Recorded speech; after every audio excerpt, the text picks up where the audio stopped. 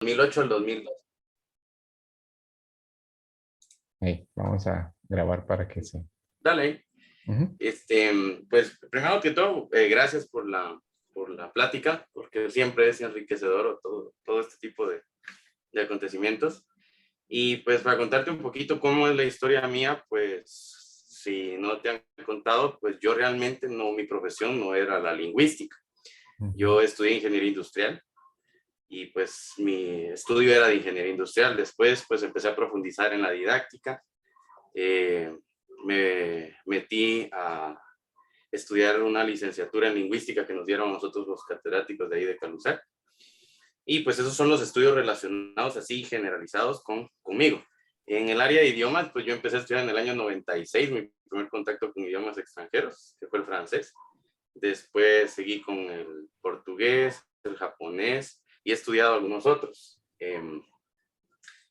Sí, mi especialidad pues fue siempre dar clases. Sin embargo, como en Guatemala casi no hay gente que se dedique a la traducción e interpretación, porque ustedes bien saben, vos bien sabes que las interpretaciones no es lo mismo que la traducción.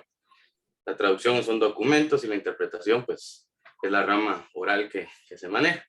Ujú. Entonces yo trabajé, mi primer trabajo de intérprete fue para la CEPAL en el 2000, no me recuerdo si fue 2007 o 2008, que hubo un evento en Guatemala que era un proyecto de sostenibilidad para áreas que tenían problemas de desarrollo económico.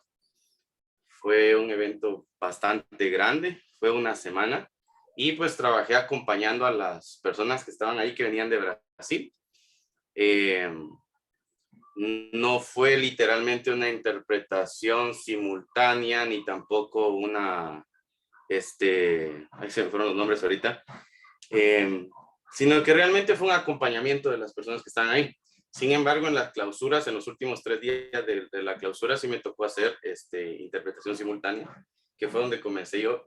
Sería mi primer trabajo, literalmente fue para la CEPAL.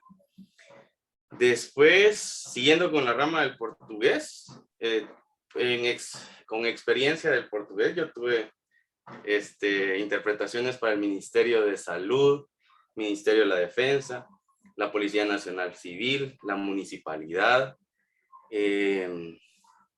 con Alfa.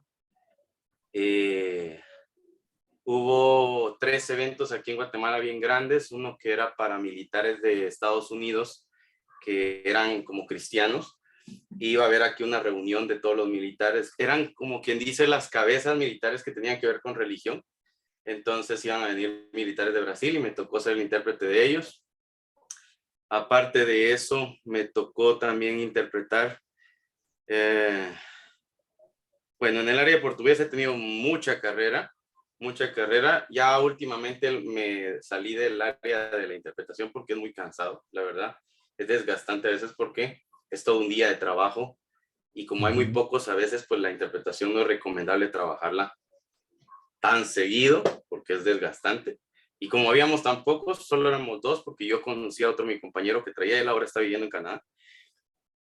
Entonces hacíamos todo el evento nosotros dos nada más. En el área de japonés he tenido la experiencia de 4 seminarios, mejor dicho, de 4 cosas que tuve que hacer como intérprete. El primer trabajo que tuve fue para un seminario de construcción de bienes raíces que hubo aquí en Guatemala. Fue en el año, creo que fue, no sé si fue en el año 2012, ya no me recuerdo muy bien. Eh, fue en el Intercontinental.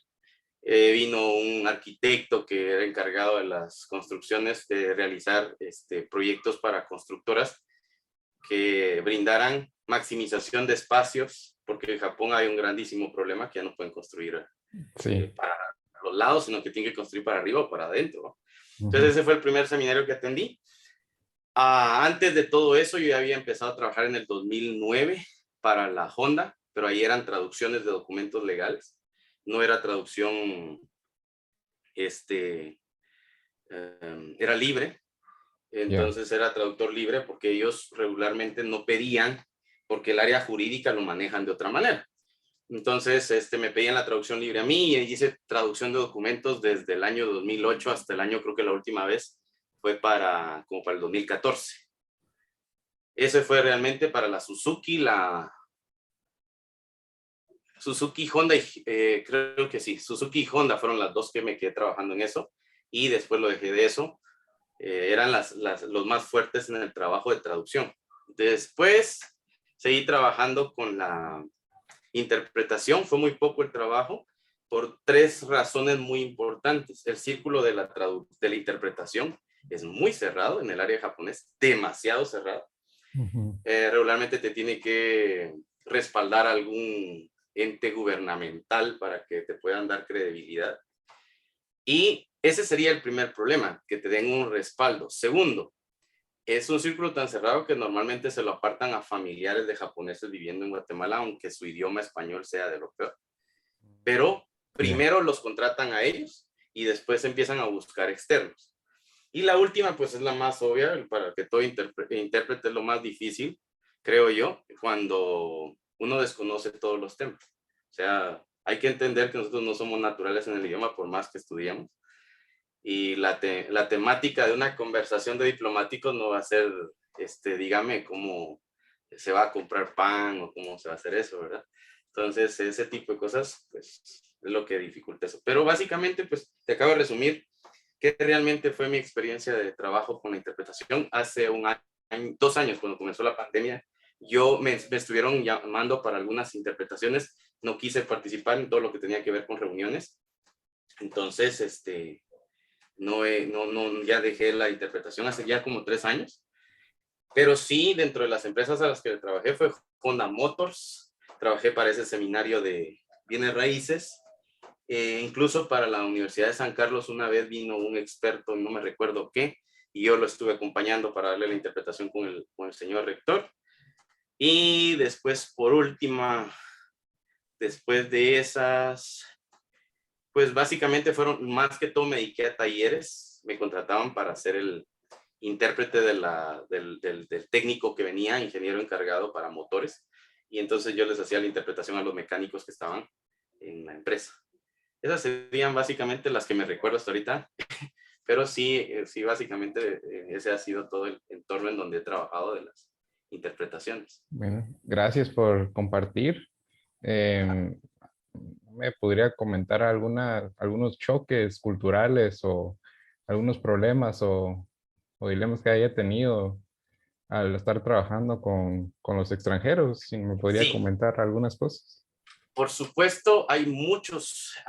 Yo creo que la primera dificultad para llevar a cabo una interpretación es la entrada cultural, ¿verdad? Porque por más que te acerques en el idioma, si desconoces la cultura, hay interpretaciones, por algo en la interpretación, que no se acerca a la traducción directa de papel, no se va a acercar a lo que realmente quieren decir ellos. Ese es uno de los problemas, que muchas cosas de las que ellos decían, las decían basadas en el factor cultural. Y pues la falta de experiencia yo, gracias a Dios, pues sí he tenido la oportunidad de vivir en esos países y conozco bastante de la cultura, pero muchas expresiones culturales muy propias o muy juveniles o muy específicas las desconozco. Entonces al momento de hacer la interpretación se pierde un poquito eso si uno desconoce demasiado la cultura. Ese sería el primero. Y segundo, que sí existe un rechazo muy grande a que el intérprete, cuando ellos quieren del idioma español que se les pase a portugués, normalmente no quieren una persona de habla hispana.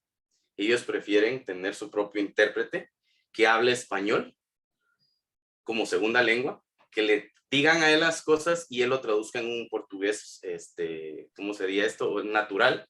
Lo mismo pasa con los japoneses, como te explicaba. Hay una desconfianza por la interpretación o la traducción de los términos basado en lo que es la cultura. Eso sería como que dice para mí en cuanto a profesionalmente hablando.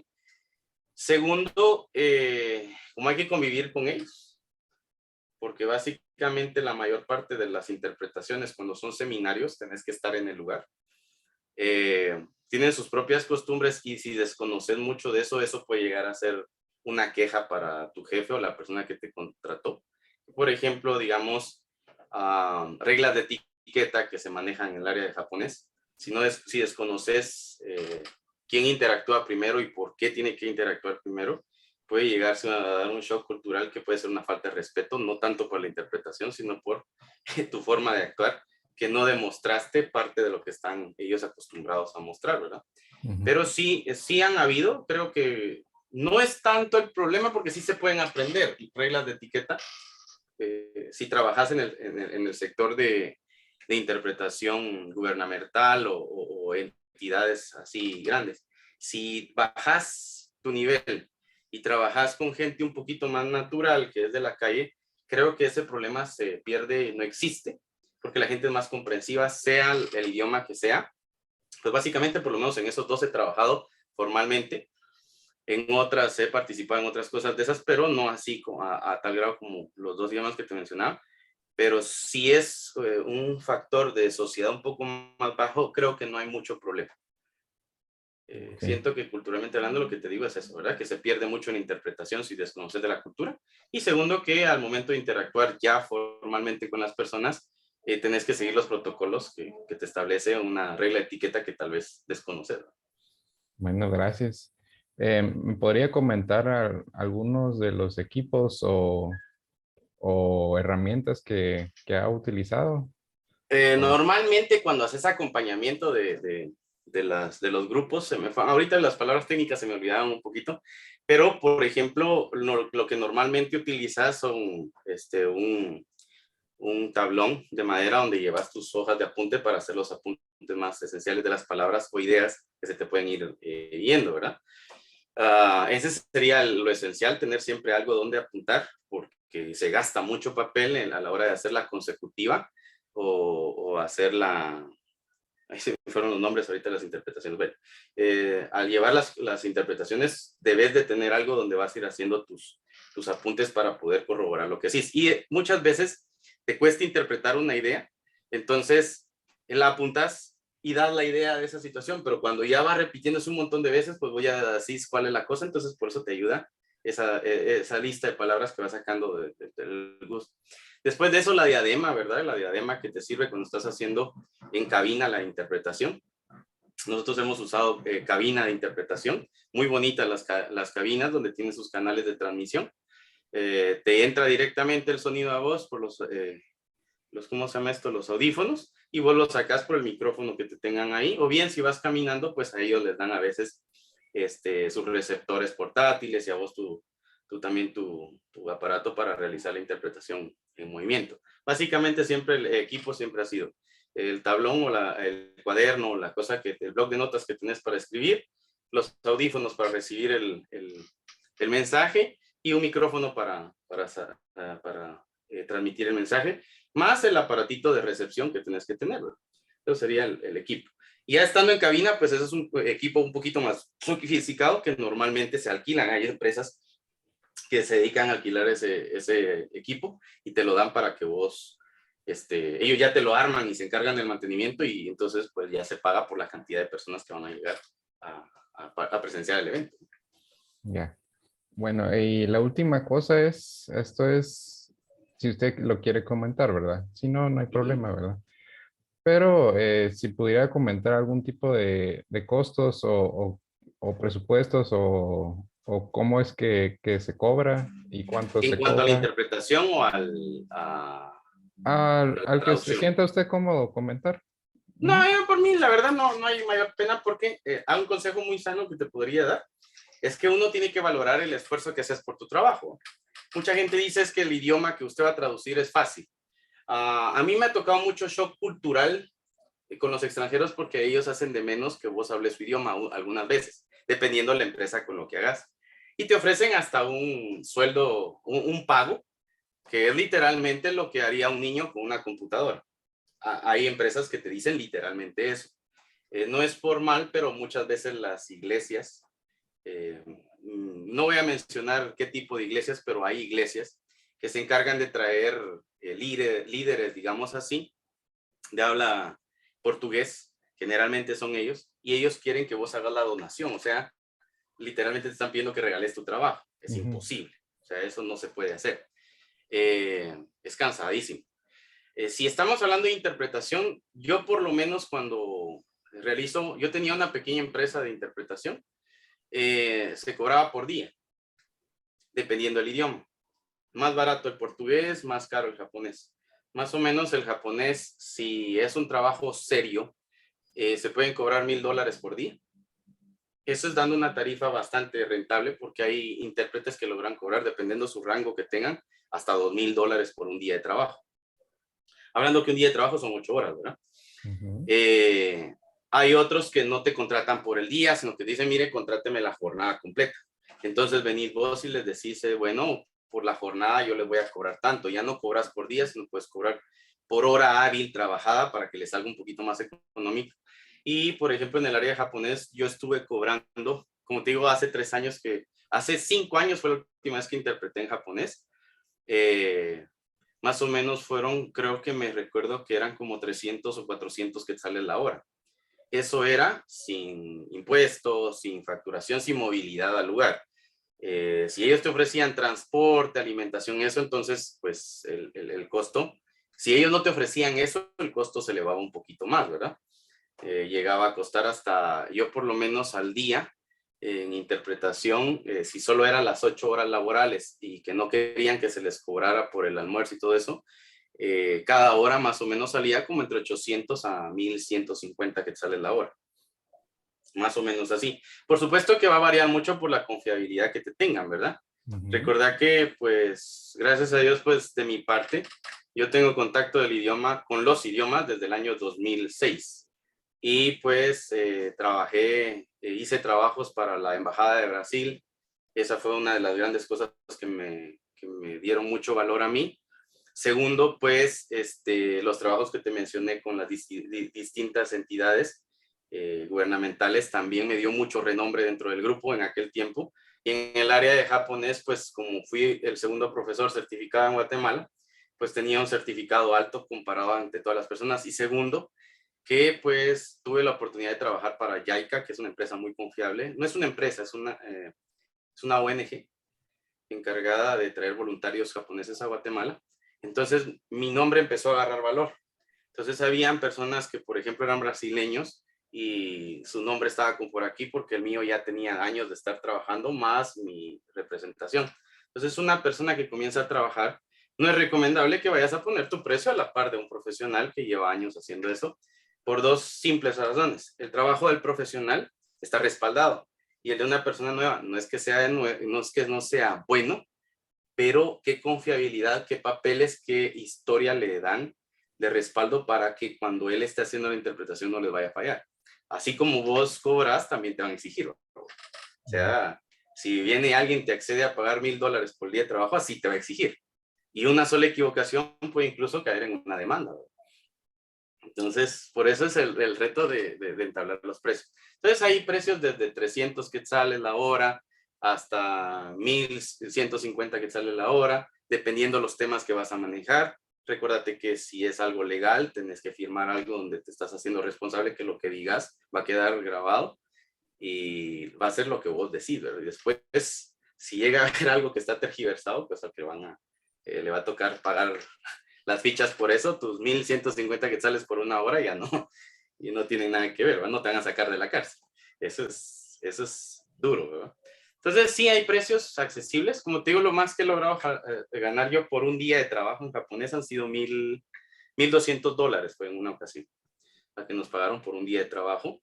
Hay jornadas, hay eventos, entonces dependiendo, eso la persona, el profesional de la interpretación tiene que hacer sus cálculos en cuanto a gasto de gasolina, si se va a movilizar, alimentación y desgaste, por supuesto, ¿verdad? Y en el área de portugués, pues es un poco más barato, mucho más barato. Normalmente se cobran las jornadas como de 1,300 quetzales, 1,400 quetzales el día, incluso de 1,800. A mí me tocó que estar en un seminario en Brasil, atendiendo en el Ministerio de Salud, y estuve en Sao Paulo y me recuerdo que en aquel entonces me pagaban a mí, fue en el 2015 creo que fue. Estaba en Sao Paulo en un seminario de médicos y a mí me pagaban por el seminario que duró 2 semanas. A mí me estuvieron pagando más o menos diario como unos 2,600 quetzales el día, pero había que pagar hotel, alimentación y transporte propio. No me llevaban, no me traían, ellos no me pagaban todo. Entonces, todo eso se hace el cálculo cuando entregas tu cotización. Sí. Sí. Bueno, gracias por compartir su tiempo y por compartir con nosotros un poquito de lo que es el campo de la interpretación y la traducción, ¿verdad? Yo Mm, creo que con esto ya es bastante cabal, tiempo. cabal los 20 Em, minutos. Ujú. Entonces aquí voy Listo. a guardar la grabación. Sí, dale, cualquier cosa, pues